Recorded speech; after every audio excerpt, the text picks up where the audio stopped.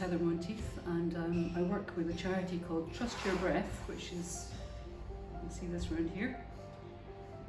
Trust Your Breath obviously is focusing on breathing, and we've been doing this work for about 3 decades, that's 30 years in Glasgow. It developed from another charity called the Great Big Trust, which the great part is Global Respiratory Education Advancement Trust. And the idea is that we teach everybody in the world how to breathe again. Now, you might ask, well, why do people need to learn how to breathe? Well, a lot of people, well, probably about 90% of the population are actually passive or under breathing.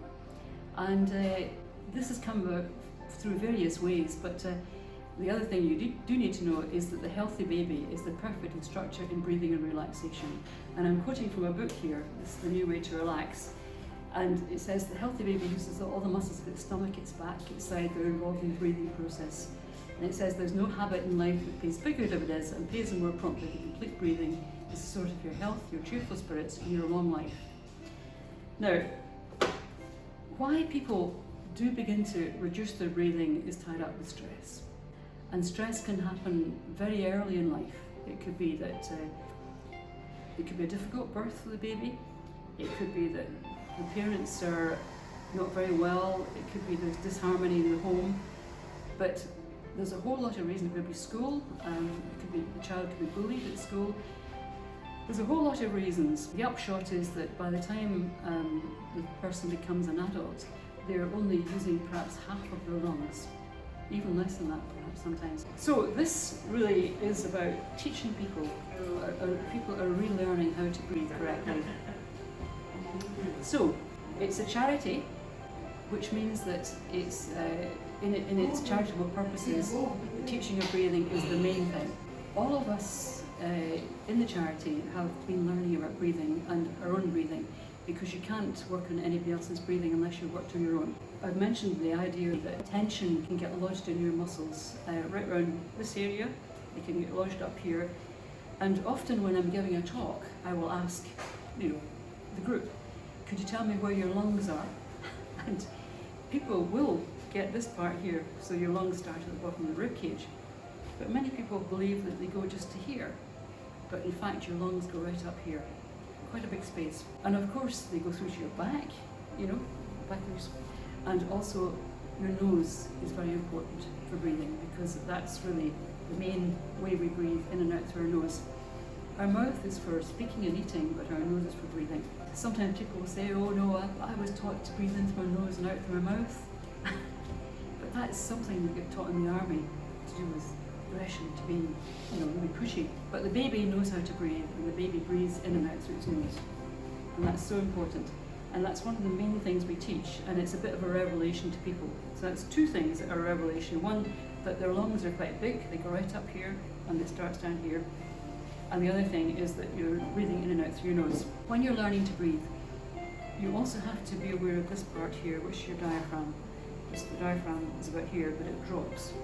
So when you take a full breath in, you allow the whole of the front of your body to expand, and you can actually hear me as I breathe. I'll just do some now. So I'm really using this part here as well.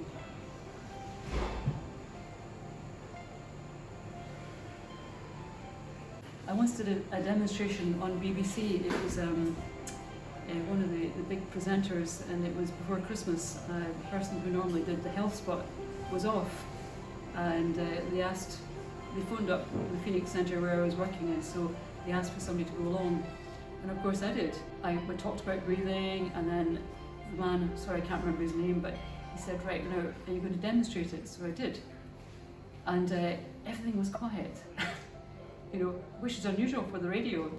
And for probably about 2 minutes actually, breathing, and then everything started back again. But when I went out, the cameramen and the sound technicians said, oh, that was really great, because they could really feel that they were breathing. So it's quite interesting that it even works on the radio if you have to do it. We do have a building, or we have a room in Glasgow called at Queen's Crescent, which we use, and we see people regularly there, helping people to breathe correctly again. And you can do it as individuals, or you can do it in groups. It works both ways. Now, for this workshop, which is coming up on the 19th, Sunday, I'll be taking people through an introduction to breathing. And some of the things that were talked about on this I'll be covering again. We have a very good little booklet here called Trust Your Breath, which is an educational booklet, and we'll be using this. It's got many things in it of interest. Everything that we found that we use, we gained through those 3 decades of working with people in Glasgow. So all the material that we gained was through constant working with individuals and learning about breathing, how it affected them, the stories people came with. People come with all sorts of anxieties, because there's a big relationship between breathing and anxiety. We live in a world where people have got to be seen to be good, like celebrity culture. And it's a bit of a tragedy because, it's a little bit superficial. And the minute a crisis hits, the person may not have much resource of their own to cope. And during this pandemic, obviously people's mental health has been a big issue.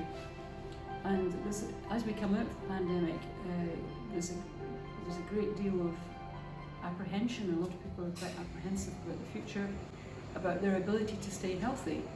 In these times, there's nothing better you can do for your health in these times is to work on your lungs, because the more you use your breathing, the more you can actually clean your lungs. Because you live in Glasgow, you might smoke, you may be living in a house where there's not much ventilation, and your lungs can get congested with tarry stuff.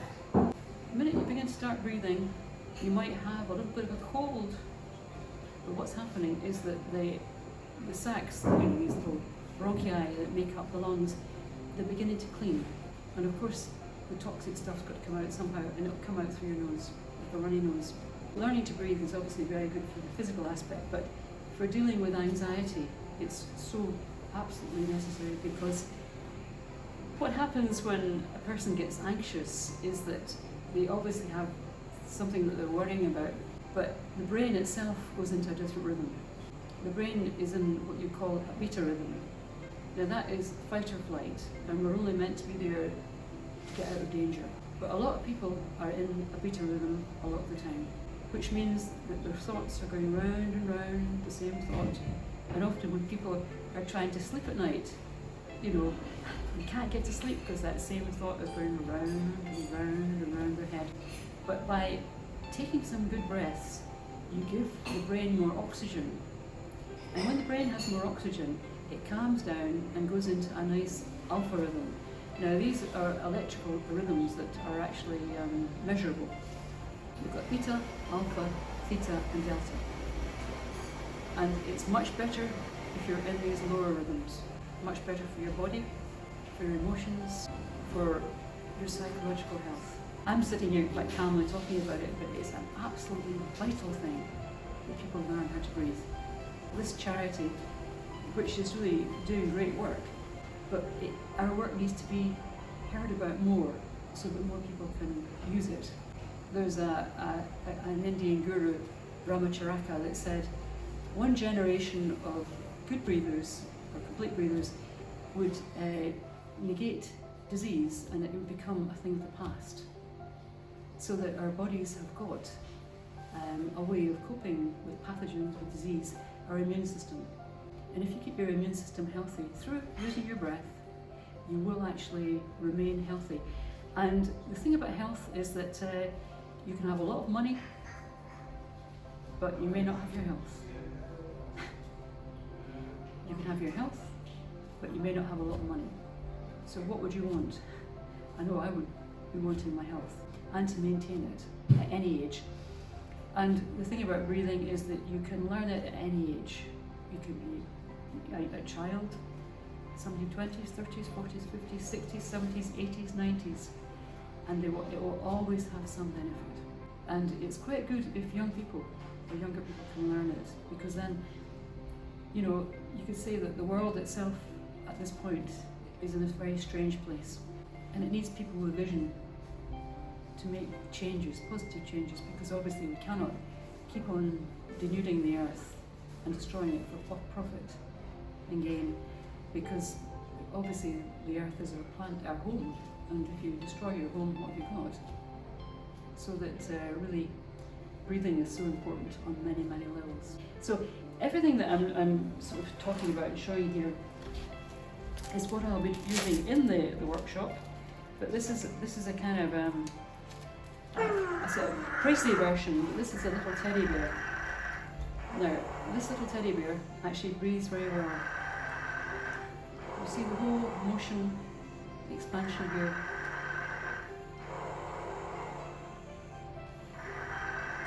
And there's a lovely saying that a sick person breathes from the throat, but the healthy person from the big toe. You see this whole, the feet are moving here.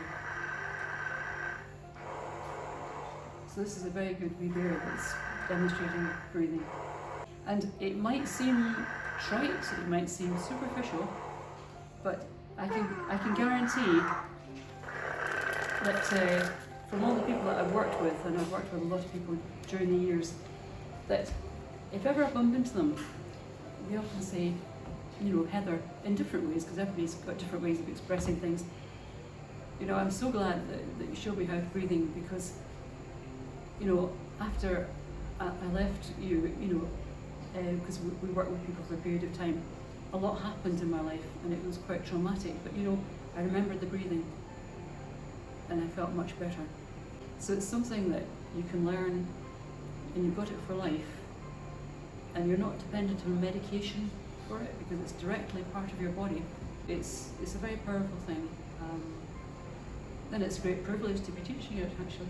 The person who started all this, Anne Shearer, she was very pleased to know that it's continuing.